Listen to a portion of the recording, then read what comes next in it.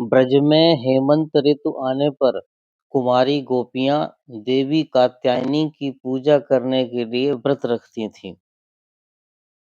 व्रत करने से पहले भोर के समय वे यमुना में स्नान किया करती थीं।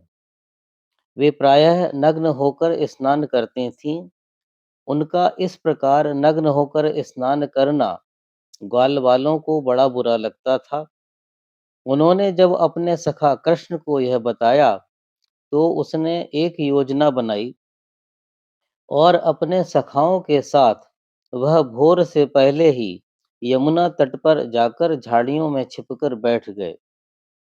जब गोपियां स्नान के लिए वहां आईं और उन्होंने अपने वस्त्र उतारकर जल में प्रवेश कर लिया, तो कृष्ण ने उनके सारे वस्त्रों को उठाया और कदम्ब के पेड़ पर चढ़कर बैठ गए।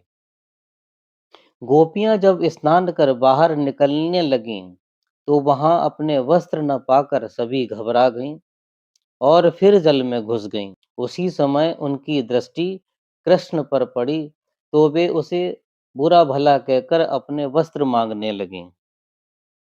तब कृष्ण ने कहा, तुम्हें यदि वस्त्र लेने हैं, तो जल से बाहर आओ, एक एक कर आना, मैं तुम्हें वस्त्र दे दूंगा।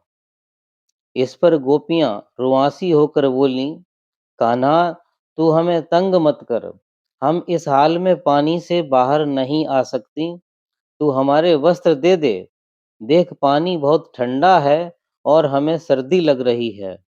हमारा सारा शरीर थर-थर कांप रहा है। तेरी यह ठिठोली अच्छी नहीं। हमें बहुत लज्जा भी आ रही है। कृष्ण बोले, अच्छा, तुम्हें लज्जा आ रही है, तो फिर तुम इस तरह नग्न होकर क्यों नहा रही थीं? गोपियां बोलीं, कान्हा, तू बड़ा ढीठ है। तुझे हमारे साथ ऐसी अनीति नहीं करनी चाहिए। तुम नंद और यशोदा के लाडले हो। सभी ब्रजवासी तुमसे प्रेम करते हैं, तुम्हारी प्रशंसा करते हैं। देखो, जाड़े के कारण हमारे शरीर ठिठुरने लगे हैं। हे प्यारे श्याम सुंदर, हमारे ऊपर दया करो। हम तुमसे विनती करती हैं, हमारे वस्त्र दे दो। हम तो तुम्हारी दासी हैं। तुम जो कहोगे, हम वही करेंगी।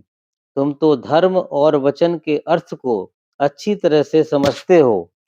देखो, हमें कष्ट मत दो। हमें और अधिक तंग मत करो।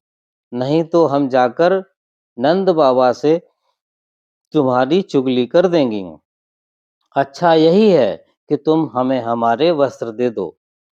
श्री कृष्ण मुस्कुराकर बोले, हे कुमारियों, तुम्हारी मुस्कान में पवित्रता और प्रेम कूट कूट कर भरा है। मैंने तुम्हें चुगली करने से कहाँ रोका है। जाओ, अभी जाकर नंद बाबा से कह दो। मैं उनको कह दूंगा कि मैंने तुम्हें वस्त्र देने से कब मना किया है। मैं तो तुम्हें वस्त्र देना चाहता हूँ, पर तुम लेना ही नहीं चाहती, तो मैं क्या करूँ। आओ, ले जाओ अपने वस्त्र। मैं मना थोड़े ही कर रहा हूँ। श्री कृष्ण की भोली भाली सूरत के पीछे जो मस्खरापन छिपा था, उसे देखकर गोपियां कृष्ण की रूप माधुरी पर रीझ उठीं और आंखें दिखाती हुई बोलीं, कान्हा, तू बड़ा ढीठ है। तू अच्छी तरह जानता है कि हम इस दशा में पानी से बाहर नहीं आ सकते। हमारी ये अवस्था नहीं है कि हम बाहर आएं। फिर तू हमें बाहर आने के लिए क्यों कह रहा है। श्री कृष्ण हंसे और बोले, यदि तुम्हें इस दशा में बाहर निकलने में लज्जा आ रही है, तो तुम निर्वस्त्र होकर पानी में घुसी ही क्यों। इस तरह खुले जल में निर्वस्त्र होकर स्नान करते समय क्या तुम्हें लज्जा नहीं आई। तुम्हें लोक लाज का जरा भी भय नहीं है। गोपियां बोली, प्यारे कान्हा, हम अपने कान पकड़ते हैं। अब हम कभी निर्वस्त्र होकर इस प्रकार स्नान नहीं करेंगी। हम वचन देते हैं, तुम हमें हमारे वस्त्र दे दो। हमारा ठंड के कारण बुरा हाल हो रहा है। और देखो, अब तो दिन भी निकल आया है। आते जाते लोग हमें इस दशा में देखेंगे, तो क्या कहेंगे। लोक लाज के कारण हमारी तो जान ही निकल जाएगी।